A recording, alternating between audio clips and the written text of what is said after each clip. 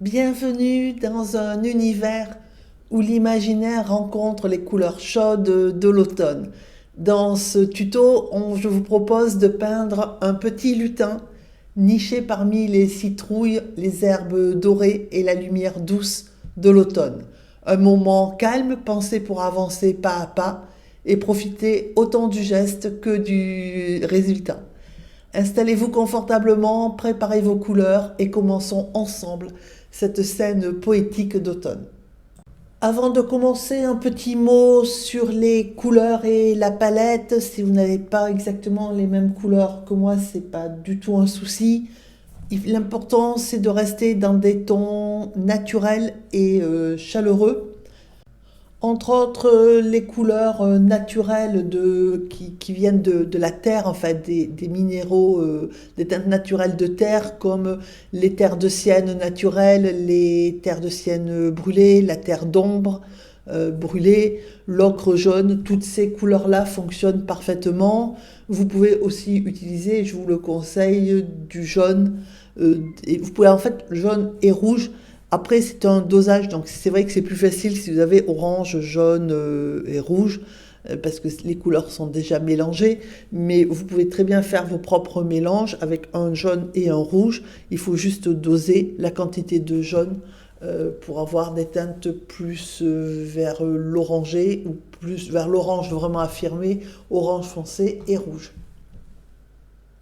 Alors la première chose à faire, c'est d'estomper un peu le graphite, le surplus de crayon à papier, parce que ça permet d'être sûr que ça ne se verra pas sous les pigments, même s'ils sont relativement soutenus dans les tons orangés.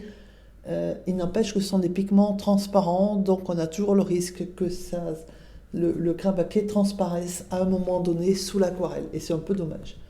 Alors, j'avais donc mes pigments sur mon petit carré. C'est en fait en bas à droite, terre de sienne naturelle. Ensuite, à gauche, l'orangé qu'on voit, le jaune orangé, c'est de l'or rouge australien. Au-dessus, vous avez de Sedona, et là ce que je suis en train de prendre, c'est du pyrrole orange. Alors en clair, il faut une couleur dans terre de sienne naturelle. Vous prenez un jaune, si donc par exemple jaune indien. Si vous n'avez pas, vous réchauffez un peu votre jaune qui est déjà une couleur chaude, sauf alors par contre il ne faut pas prendre de jaune citron parce que c'est un jaune froid, mais vous prenez un autre jaune et vous l'ajoutez un tout petit peu. Alors, soit de terre de sienne brûlée, parce que du coup ça va le basculer en orangé directement, en couleur de terre orangée directement, ou bien vous lui ajoutez un tout petit peu de rose ou de rouge. Voilà. Et donc du coup vous avez les couleurs qui vont dans... Et pour un orange, soit vous avez l'orange, soit vous faites votre orange au départ. Il faut juste préparer ces couleurs un tout petit peu avant.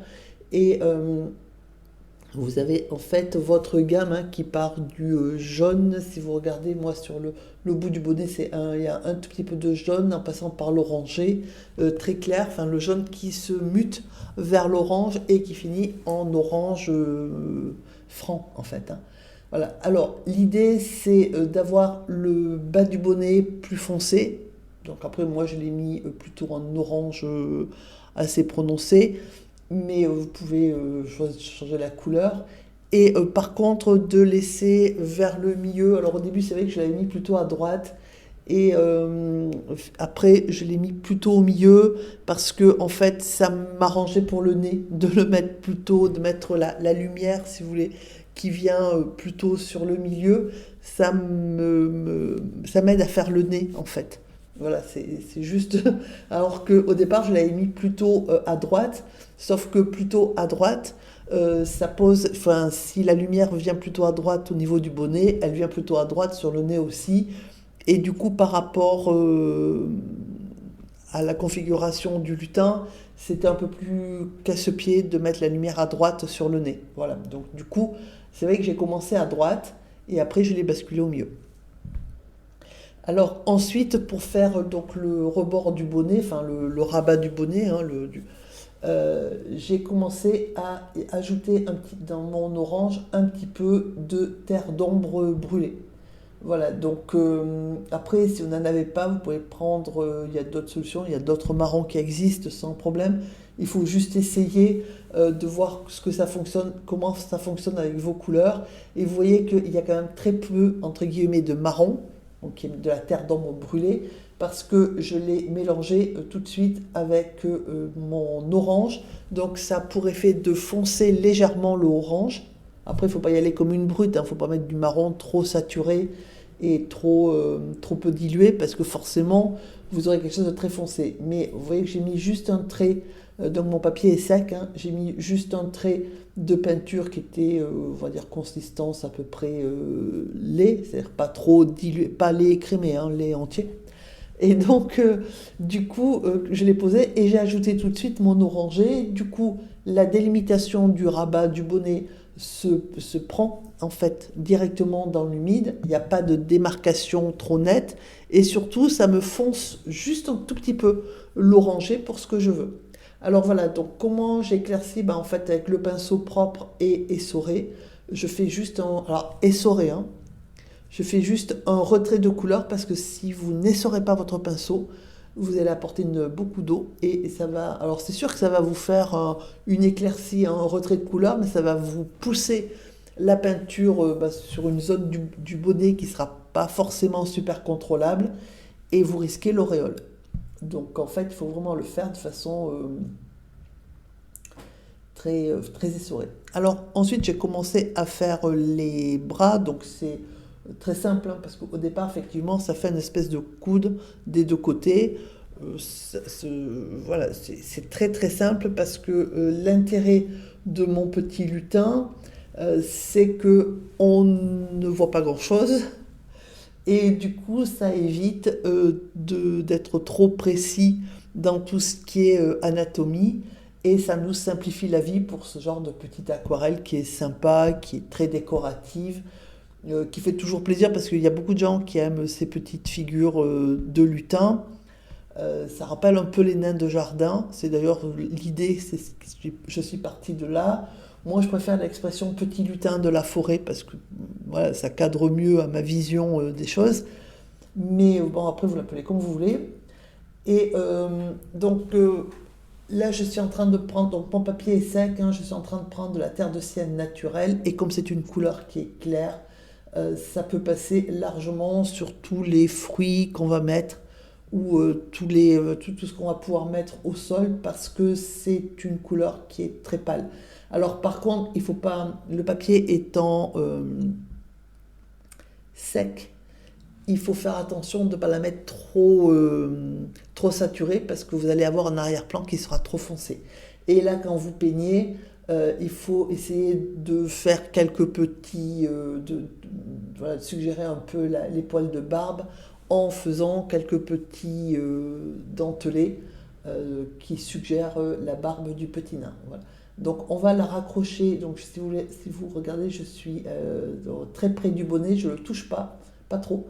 J'ai touché la manche, mais c'est pas un gros problème. De toute façon, il faudra refaire un passage de couleur. Et par contre, l'intérêt que ça touche un petit peu la manche, c'est que ça va nous mettre un tout petit peu d'orangé dans notre terre de sienne naturelle et ça va nous donner la couleur très très douce d'arrière-plan que j'ai obtenue. Voilà, vous voyez que là, je prends délicatement la couleur qui a diffusé et je l'utilise pour l'arrière-plan. Je n'ai pas ajouté d'eau. L'idée, c'est pas de trop éclaircir. C'est pas d'avoir quelque chose de trop foncé non plus. C'est juste de récupérer un tout petit peu d'orangé. Voilà, là, c'est pareil. Vous voyez que ça commence à diffuser. Et ça va juste nous servir pour réchauffer un tout petit peu la terre de sienne naturelle en hauteur. Alors, pas partout. Parce qu'au sol, on veut un petit peu de vert. Si vous mettez de l'orangé sur le vert, orange et vert, ça fait marron. Donc, ce sera un peu plus compliqué après pour faire votre sol. Voilà, donc j'ai fait. Alors, l'arrière-plan, vous voyez qu'il est partiel, hein, il monte pas, il enveloppe pas le petit lutin. Et ensuite, par contre, pour finir et aller dans une transition douce sur le petit lutin sur enfin, sur l'arrière-plan. Là, par contre, on amène de l'eau sur les bords de manière à ce que ça fasse un estompé. Alors après, il ne faut pas amener trop d'eau sur les bords non plus, parce que voilà, à droite, si vous regardez, il y a un endroit où il y a beaucoup d'eau, là où je suis en train d'essuyer, et où ça a commencé à me pousser légèrement, là, on voit, voilà, là où j'ai le pinceau, un tout début d'auréole, parce que j'ai mis trop d'eau trop vite. Donc comment ça se rattrape? En rajoutant un tout petit peu de peinture, terre de sienne naturelle, peu saturée, parce qu'on est toujours dans l'arrière-plan, mais sans trop d'eau, parce que l'idée c'était justement de neutraliser le trop d'eau que j'avais mis. Alors tant qu'on est à faire la première mise en couleur et surtout un peu à mettre en place l'arrière-plan, on va ajouter du vert. Donc moi j'ai ajouté du vert apatite de Daniel Smith. Alors si vous avez du vert de vessie ou du vert olive, c'est très bien. Au niveau couleur, c'est parfait.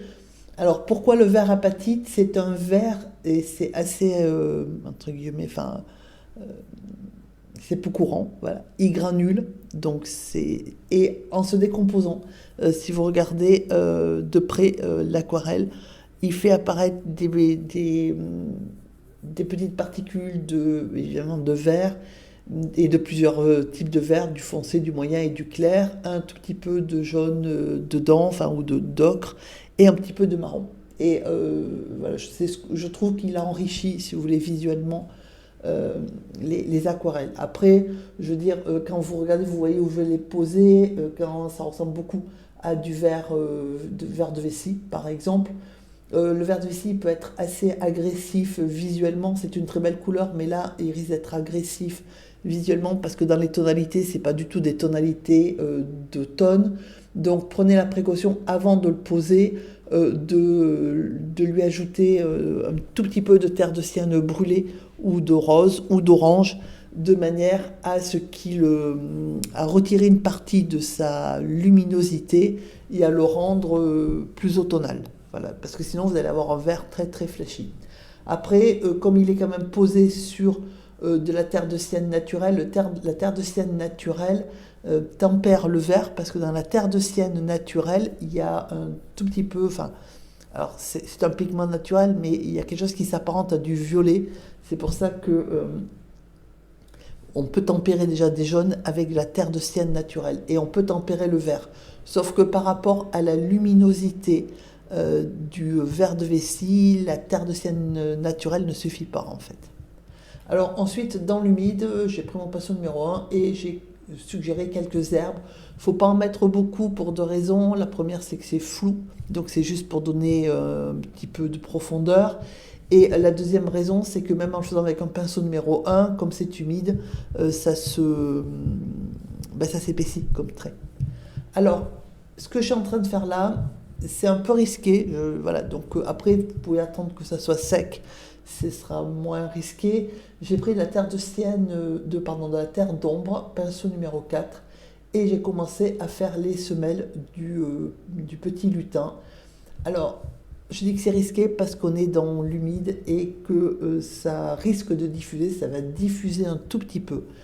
Vous remarquez que mon pinceau est bien essoré et que ma peinture, même si elle est légèrement diluée, mais je l'ai pas, quand je l'ai posée, elle était très peu diluée, parce que si vous posez la peinture comme je suis en train de mettre là, ça va diffuser direct. Or moi j'ai entouré, surtout voilà, à droite, et surtout vers le haut, la zone où je voulais que de peinture peu diluée, ce qui me fait une barrière, parce que mon papier est sec quand même de base, donc ça me fait une barrière pour la peinture plus diluée, et par contre que ça diffuse vers le vert en bas, c'est pas très gênant, parce que ça va se fondre dans l'arrière-plan.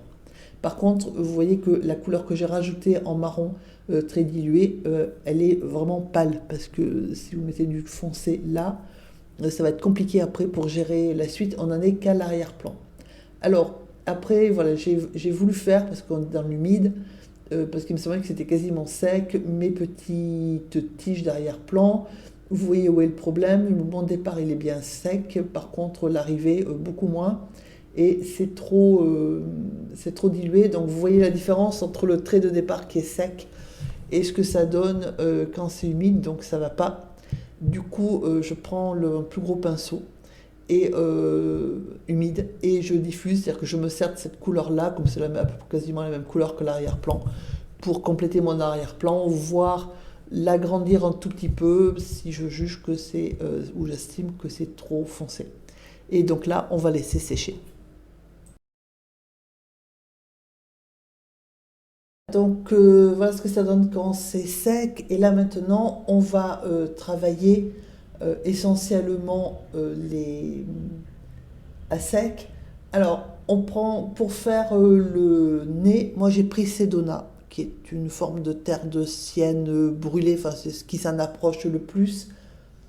Et j'ai joué sur la dilution, donc là par exemple j'ai commencé en étant très dilué et ensuite j'ai renforcé la couleur sur le bord de manière à délimiter, alors sur le bord en bas, de manière à délimiter le nez mais en laissant très très dilué sur le dessus du nez de manière à ce que le nez ressorte au niveau du visage. Donc la couleur, c'est terre de sienne brûlée ou Sedona. Après, si vous préférez le rosir un peu, vous pouvez le rosir. Moi, j'ai pas voulu ajouter une autre couleur juste pour le nez et le visage. Après, l'autre solution, c'est dans votre rose d'y ajouter un tout petit peu de terre de sienne naturelle, ce qui va l'oranger légèrement pour que ça soit moins rose, entre guillemets. Donc après, je vais faire les fruits. Alors pour les fruits, c'est pas vraiment. Je pensais un peu au kaki parce que ça a cette couleur un peu comme ça. Après, j'ai pas. Ça peut ressembler à des pommes si vous préférez faire des pommes. Moi, j'ai pas trop déterminé et une fois fini, bon, c'est entre le kaki, la pomme, l'orange, enfin voilà, ce genre de. Alors orange dans nos forêts, c'est pas trop ça, mais voilà, ça ressemble un peu plus au kaki, je pense, qu'au reste. L'idée, c'est de mettre des formes, quelque chose qui ressemble à peu près à des fruits tout autour, en gardant ces couleurs un peu entre le jaune, jaune orangé, orange. Voilà, après, alors j'ai fait un gland, mais j'en ai fait qu'un parce que c'était pas. Quand l'idée m'est venue, c'était un peu tard, si vous voulez. C'était au moment où j'avais commencé déjà à mettre mes fruits orange et je me suis dit, bah, voilà, plutôt que d'entasser des fruits et des fruits, on pourrait peut-être mettre autre chose. Mais le gland pose deux problèmes à ce stade, hein, parce qu'au départ, il n'en pose aucun. La première, c'est l'échelle, c'est-à-dire que le gland par rapport au lutin et surtout aux fruits à un kaki, c'est quand même bien plus petit. Ça, c'est un premier point. Et le deuxième, c'est que comme déjà derrière c'est déjà vert, euh, c'est un peu plus compliqué de faire un gland. Enfin, moi, je ne le voulais pas vert en tant que vert, hein. Si vous regardez mon vert final, il est très peu. C'est un vert automnal, c'est-à-dire en fait, j'ai cassé la luminosité du vert et il est très proche en couleur d'un marron. Voilà, donc du coup, j'ai fait mon petit gland, hein, voilà, là, donc c'est pas compliqué, c'est un espèce de. La cupule, c'est une espèce de demi-cercle qui se termine par une petite queue qu'on voit pas trop à la fin parce que ça s'est fait un peu noyer dans les chaussures. Et ensuite, le reste, c'est un ovale qui s'enclenche dans la cupule en fait. Donc c'est pas très compliqué à faire.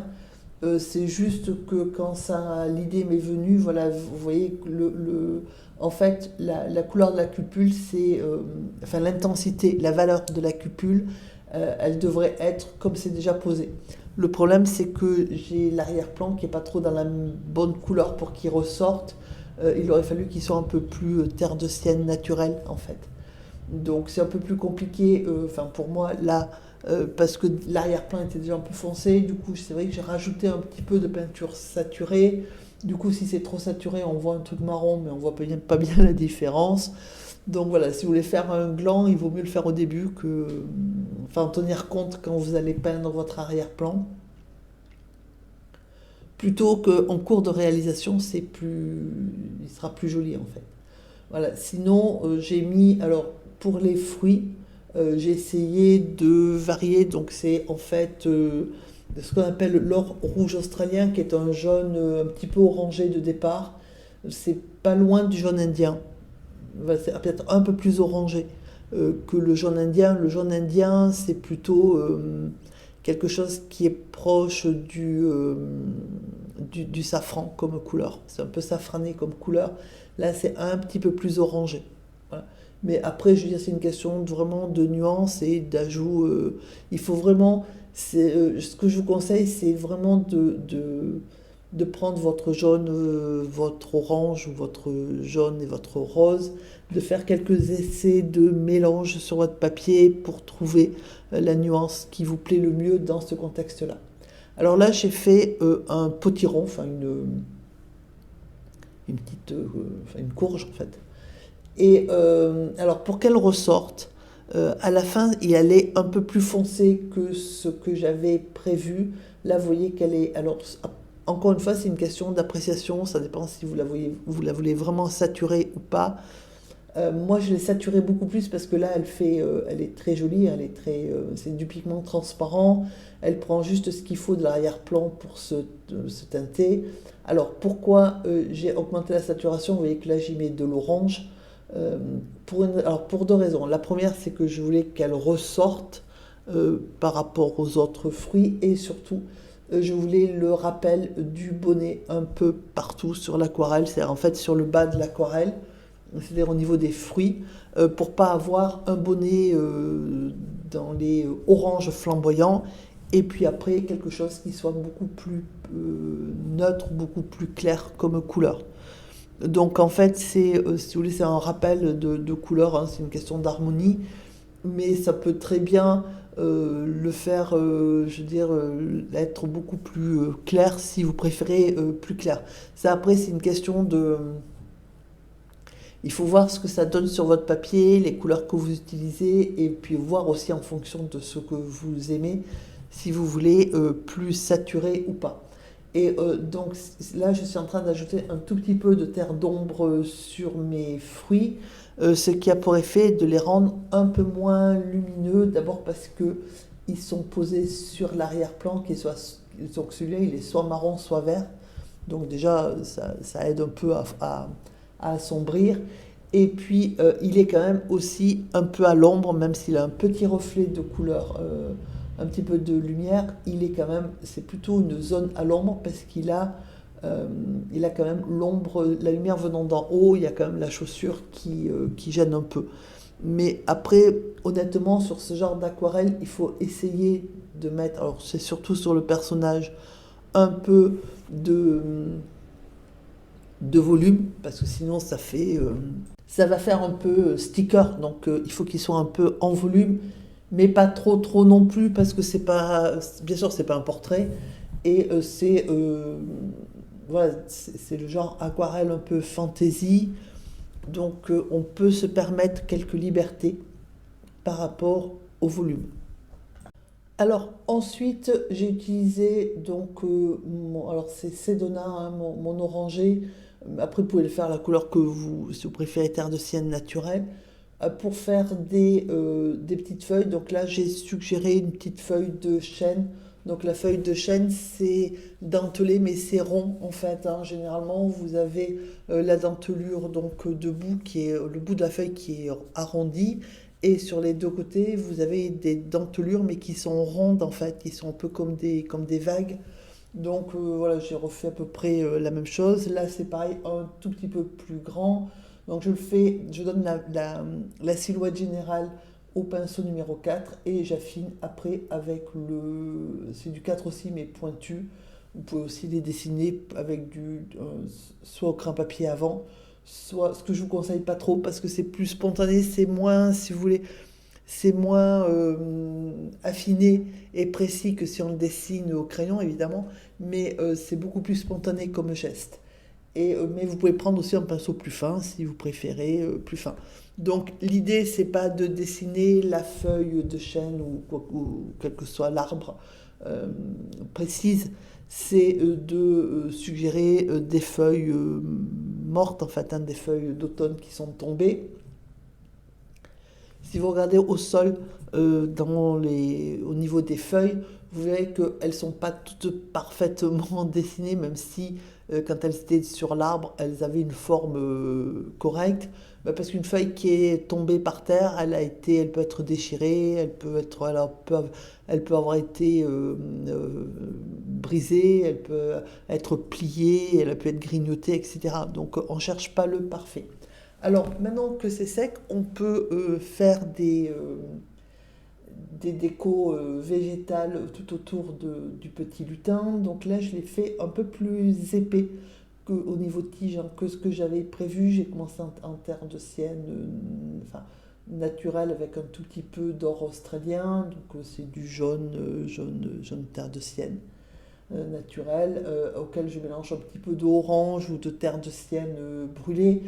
Et j'ai fait des végétaux, si vous regardez au niveau de tige, qui sont plus épais, tout simplement parce que le pinceau que je tiens, c'est du 4, même s'il a une pointe. Là, j'ai mis quelque chose qui pouvait suggérer un épi de blé, mais pas forcément vraiment identifiable comme un épi vraiment de blé, parce que les épis de blé en automne, il n'y en a plus. Voilà, par contre, il peut y avoir des herbes qui ressemblent vaguement à des épis. Donc, alors pourquoi je l'ai fait plus épais? Pour que ça habille le plan droit sans trop surcharger. Parce que plus vous faites fin, et moins ça prend d'espace. C'est une question de... Voilà, c'est logique. Et donc, moins ça prend d'espace, plus vous aurez de trous qu'il faudra combler.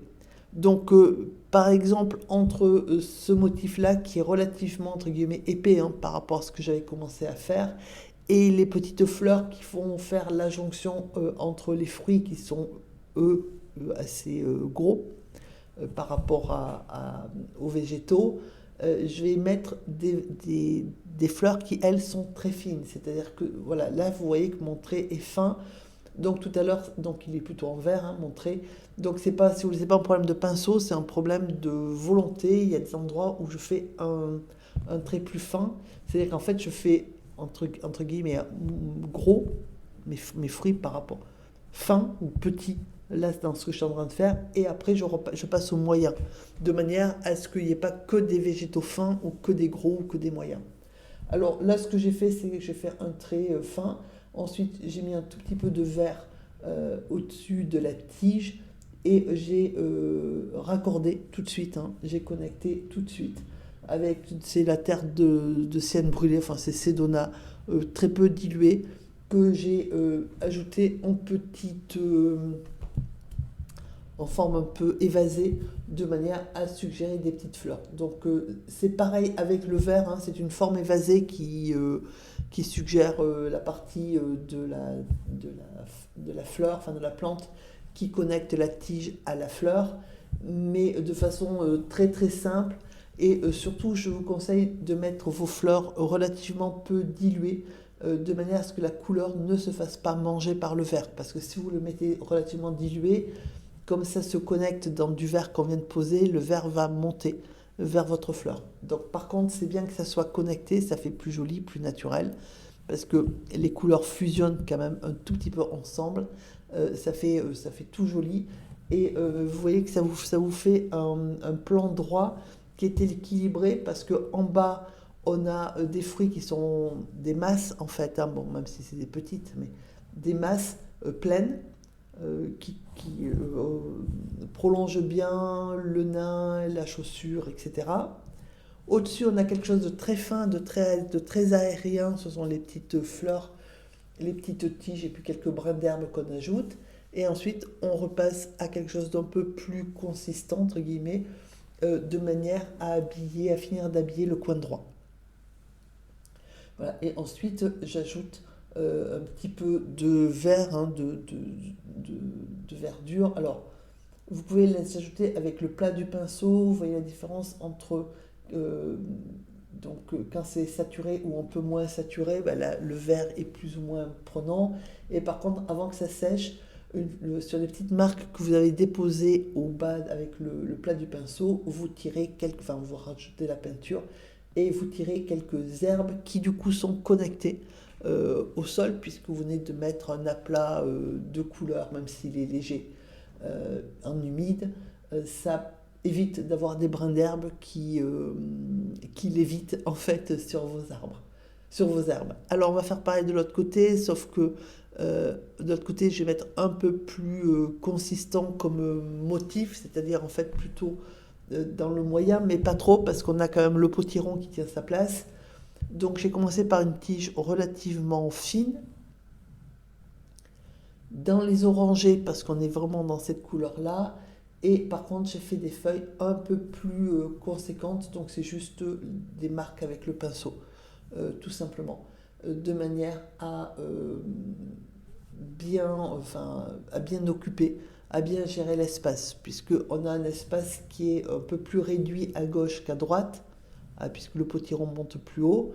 Donc il faut ouvrir vers le haut, mais sans être trop chargé et sans faire exactement la même chose qu'à droite, sinon bah, c'est de la symétrie et c'est pas très très naturel. Voilà, donc j'ai fait ma petite plante comme ça. Alors on peut laisser comme ça ou on peut ajouter, et c'est ce que je ferai, un tout petit peu un végétal entre celui que j'ai fait et le nain, parce que sinon vous avez voilà, un grand trou vide où il y a à peine de l'arrière-plan. Donc là, c'est pareil, j'ai fait quelque chose qui ne ressemble pas à grand-chose, c'est quand on regarde de près, mais qui suffit à, enfin, qui rentre dans la composition globale.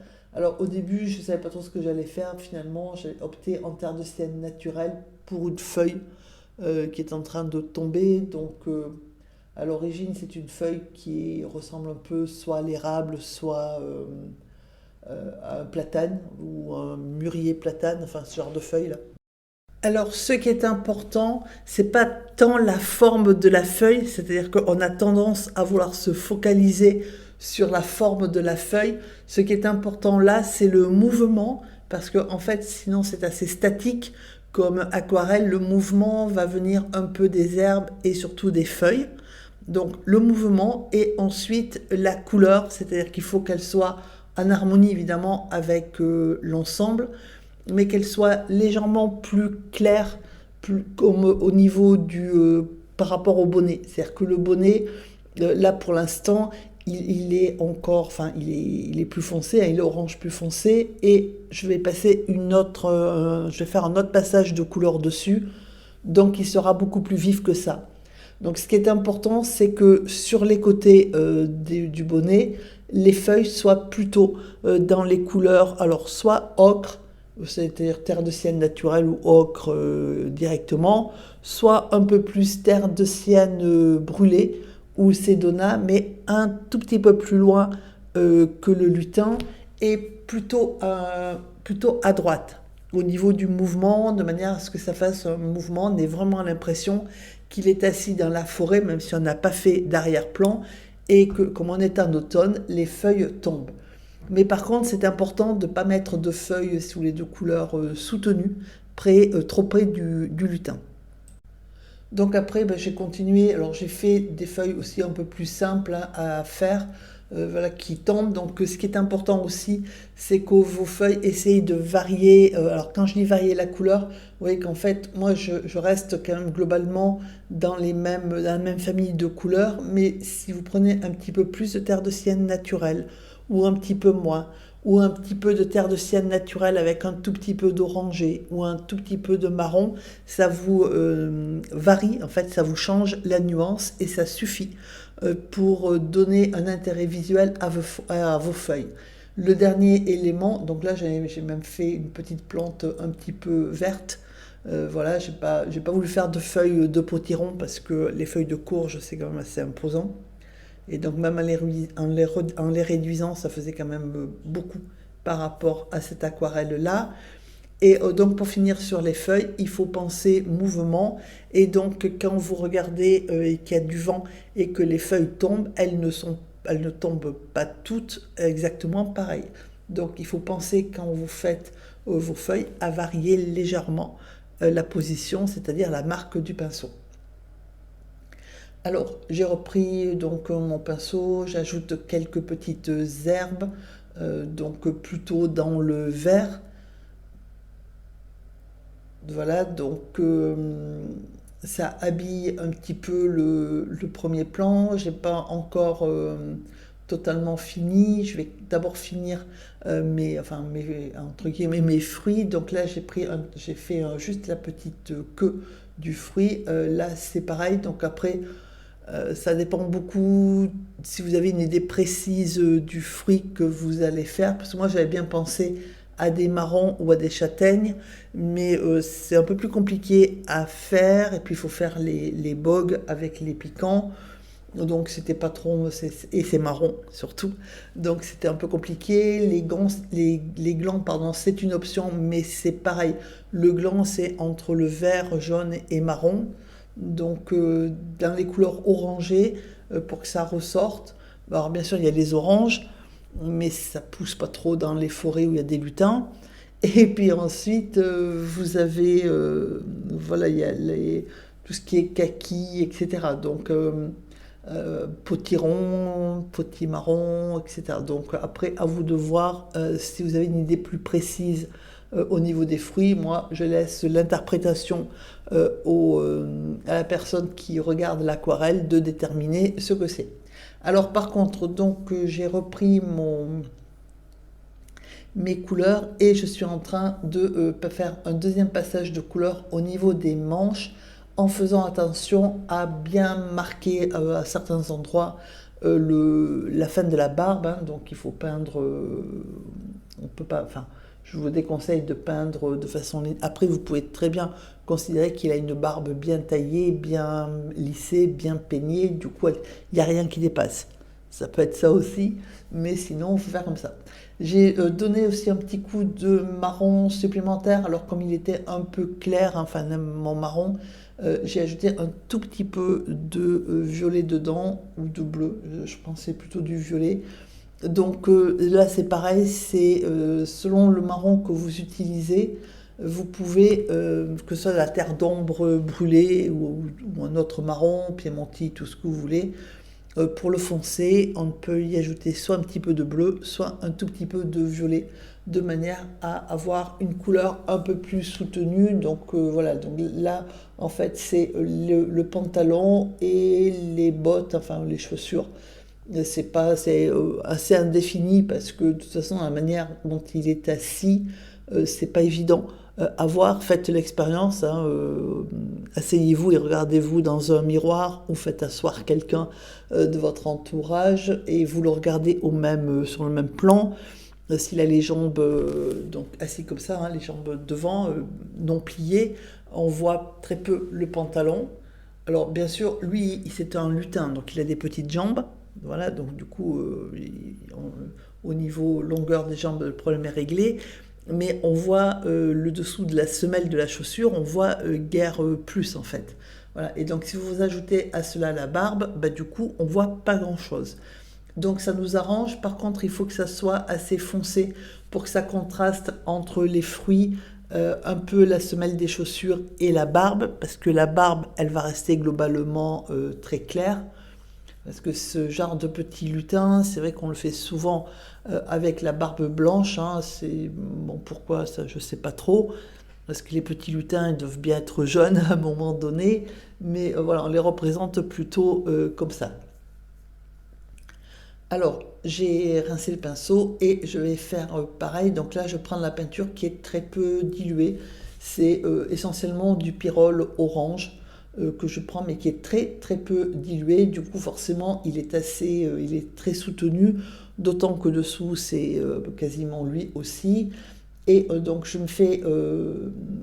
mets les traits principaux, hein, de manière à bien délimiter la manche. Quelques traits qui suggèrent soit les coutures de la fin de la manche, soit les plis de la manche. Voilà, et ensuite je rince mon pinceau, je les sors bien et je passe dessus le pinceau humide de manière à estomper et ça me fait, comme j'ai fait à gauche, ça me fait des différences, enfin des nuances très facilement, sans trop se prendre la tête à faire les plis, les ombres des plis, etc. Donc tant que j'y suis, je redonne un petit coup entre autres à mon potiron. Voilà, j'y rajoute un tout petit peu de jaune dedans.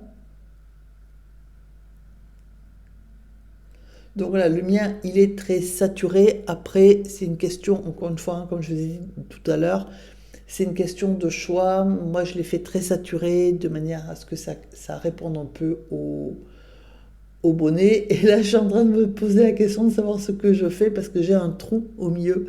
Et donc, je réfléchis pour savoir ce que je fais parce que je pourrais mettre une feuille, je pourrais mettre une pierre, je pourrais mettre des végétaux ou je pourrais ajouter un fruit et j'ai pris la décision d'ajouter un fruit parce que ça me fait une unité de couleur et aussi une unité de forme dans le même secteur et puis pourquoi pas, voilà, pourquoi on n'aurait pas plusieurs fruits posés à côté ou l'un devant l'autre. Du coup, j'ai opté pour le fruit. Après, si en cours de réalisation, vous optez pour autre chose, faut pas hésiter, il faut le faire. Alors maintenant que le nez est sec, j'ai pris donc toujours la même couleur, hein, Sedona. Vous pouvez prendre la terre de sienne brûlée, lui ajouter peut-être un petit peu de rose ou de terre de sienne naturelle. Et on va peindre le peu qu'on voit du visage, donc entre les mèches de cheveux, la moustache et le nez. Alors moi j'ai pas ajouté parce qu'on pourrait ajouter une couleur d'ombre puisque de manière à délimiter le nez et à suggérer l'ombre faite par les cheveux puisqu'il y a toujours une petite ombre sous les cheveux. Alors moi j'ai pas fait comme ça, j'ai mis de la peinture très saturée. Par contre, il faut veiller à ce que ce qui touche le nez soit assez foncé, assez saturé, de manière à ce que justement le nez ressorte.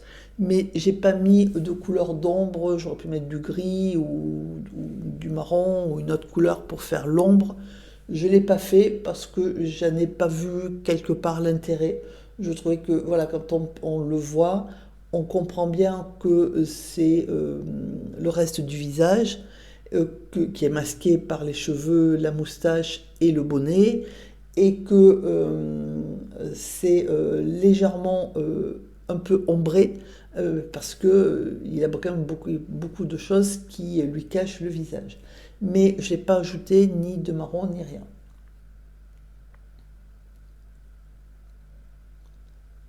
Voilà, par contre, il faut être très précis pour bien délimiter le nez. Vous voyez que là, en fait, on voit bien le contraste, il n'y a pas besoin de faire autre chose. Alors, tant que je suis dans cette couleur-là, je vais refaire à sec la couleur du bonnet. J'ai résisté à l'envie de mettre un pompon. J'ai envie de mettre un pompon, puis je me suis rappelé que les lutins des bois, ils n'ont pas de pompon. Du coup, j'ai pas mis de pompon. Et donc, alors là par contre, j'ai pris la couleur et je la passe sans plus de questions. Au milieu, j'ai ajouté un tout petit peu de jaune de manière à conserver, avoir quand même une partie qui est éclaircie. Et je continue. Alors par contre, sur les bords, c'est relativement saturé. Voilà, de manière à donner quand même un petit peu d'ombre puisque la lumière venant d'en haut, la partie donc gauche du bonnet, enfin à notre gauche, et forcément un peu plus d'ombre pour des raisons. D'abord parce qu'il y a des plis, le bonnet il fait des plis, ça c'est une première raison, et la deuxième c'est il y a l'ombre de la fin du bonnet là qui retombe, même si je ne l'ai pas fait de façon très très formelle parce que encore une fois j'ai évité de mettre trop d'ombre. C'est plus suggéré que vraiment fait. Donc et dans le orange que je viens de mettre, j'ajoute un tout petit peu de terre d'ombre brûlée de manière à commencer à ombrer de façon très douce Après, je vous conseille de faire un essai par rapport aux couleurs que vous utilisez sur le brouillon, parce que la façon la plus simple d'ombrer l'orange, c'est de mettre du bleu, puisque c'est la complémentaire. Mais là, ça fera un peu, je trouve que c'est un peu agressif et c'est plus doux. Si vous voulez, c'est plus harmonieux et plus doux de passer par le marron. Après, il ne faut pas que le marron il soit trop dur, c'est-à-dire qu'il soit trop froid. Donc il faut faire attention. Si vous faites votre marron en ajoutant un petit peu de bleu à la terre de sienne brûlée, il faudra ajouter très peu de bleu parce que sinon ça va charbonner, ça sera beaucoup moins joli. Donc moi je suis passée par la terre d'ombre brûlée, donc là j'ai mis un tout petit peu de violet dedans, mais très très peu, juste parce que ce côté-là doit être un tout petit peu plus foncé, mais très très légèrement. Voilà. Et surtout, je veille à ce que ça s'intègre, ça se connecte à l'orange qui est déjà posé. C'est pour ça que je le fais dans l'humide. Voilà. Et ensuite, donc c'est pareil, je le connecte aussi au niveau du haut, de manière à ce qu'on n'ait pas un trait qui soit très dur et qui coupe véritablement le bonnet. En fait, ce qu'on est en train de dire, c'est que le bonnet, c'est le rabat du bonnet, et donc c'est l'ombre, enfin, puisqu'il a rabattu, il y a une épaisseur en plus, et donc c'est l'ombre du rabat. Et là, on va faire exactement pareil, on commence à donner avec donc le pinceau un tout petit peu la marque de l'ombre en marron, et ensuite on l'intègre avec, donc dans l'humide, avec un tout petit peu de orange, de manière à ce que l'ombre soit très très douce. Donc on va travailler doucement, hein, voilà, pour que intégrer délicatement par l'humide. Alors attention à ne pas apporter d'eau par contre, parce que vous allez tout détruire. Vous voyez que ma peinture, elle est très peu liquide, hein, elle est diluée, mais elle est peu liquide. Mon pinceau, il n'a pas d'eau, hein, il n'a pas d'eau, il est bien essoré. Et en fait, quand j'ajoute un trait foncé, je diffuse, en l'occurrence par-dessous, avec le pinceau. Donc là, le trait, je le fais avec le 1 pour que ça soit bien précis, surtout que mon 4, il n'a pas de pointe. Donc, et ensuite, j'estompe avec l'autre pinceau, et pour éviter de retirer de la couleur, voilà, je viens de remettre du marron. Avec le pinceau, on voit bien, on peut laisser comme ça, mais pour être sûr de l'intégrer, vous voyez que je viens de rincer et d'essuyer mon pinceau. Je passe juste un tout petit peu un coup de pinceau là où j'ai mis mon ombre pour qu'elle s'intègre au niveau du trait, pour ne pas avoir un trait trop dur, et surtout pour ne pas avoir un marron trop foncé non plus. La zone la plus foncée du bonnet, c'est au niveau du rabat à gauche. Alors, je prépare du gris de pain très dilué. Si vous n'avez pas de gris de pain, faites comme moi, vous prenez de l'indigo, vous y ajoutez un tout petit peu de gris transparent. Mais vous voyez que par contre, c'est très, très liquide et très pâle. Donc, on va suggérer la moustache et la barbe en faisant quelques traits. Alors, ici, une alternance entre des traits clairs et des traits un tout petit peu plus foncés. Mais attention, pas plus foncés que ce que je suis en train de poser là, sauf pour la moustache. Et les traits sont rarement continus. Les seuls traits continus qu'il y ait, c'est les deux qui délimitent la moustache par rapport à la barbe. Donc après, il faut donner donc, le sens, hein, des poils. Donc la moustache, elle descend, elle va latéralement. Il y a les mèches de cheveux en haut, enfin qui de part et d'autre du nez, qui partent chacune vers l'extérieur. Et la barbe qui descend verticalement, mais on va la faire légèrement arrondie, de manière à ce que ça soit plus joli. Voilà, donc il faut éviter de faire des traits trop épais, trop foncés, et surtout continus.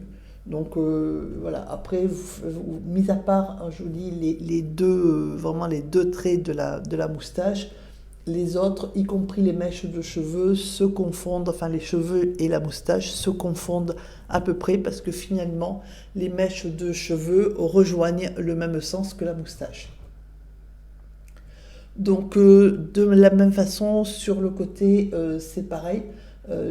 J'ai accompagné à certains moments les mèches qui faisaient des pointes vers l'extérieur, mais pas tant que ça, pour éviter de les contourer et pour que ça fasse plus joli.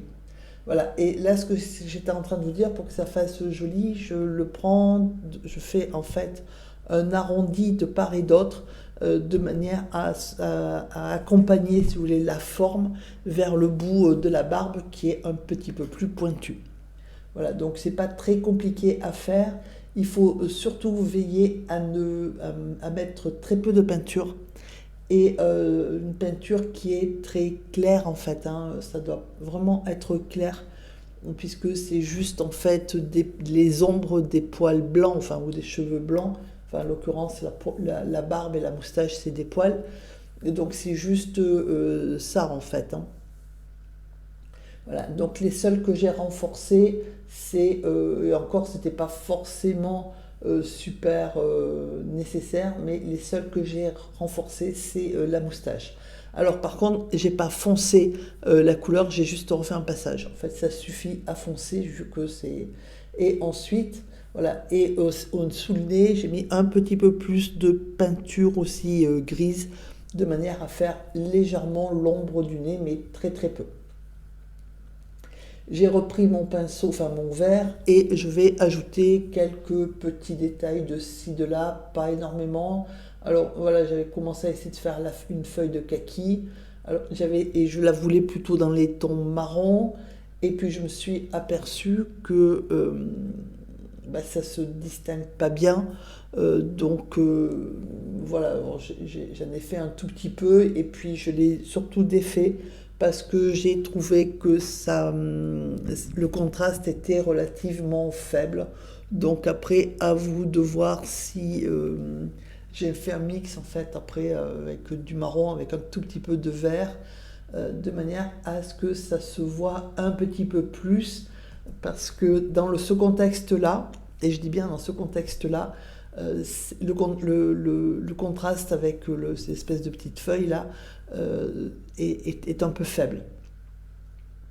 Voilà, donc après il ne faut pas non plus que ça contraste trop, mais j'ai ajouté un tout petit peu de vert au marron pour que ça contraste un petit peu plus.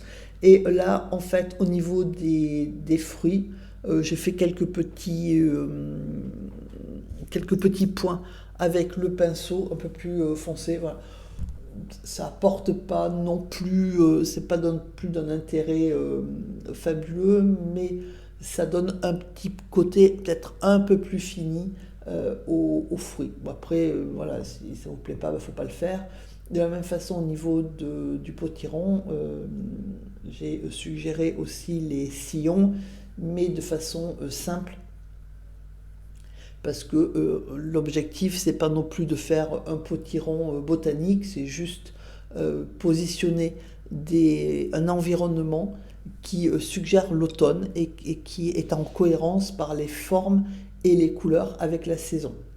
Voilà, donc après je vais combler, là vous voyez qu'il y a un petit trou au milieu, donc je le comble juste avec des petits végétaux, alors ça peut être des petites feuilles, ça peut être des petites tiges. Il ne faut pas trop surcharger non plus, mais il faut ajouter quand même quelques petits détails. Vous avez remarqué que j'ai les feuilles qui passent un petit peu sur la manche, un petit peu sur les fruits.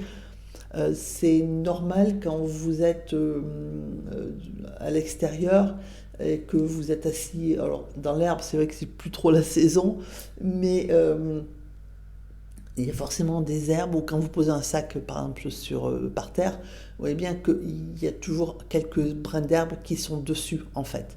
Voilà, donc là c'est pareil, c'est de manière à donner un peu plus de cohérence à la scène.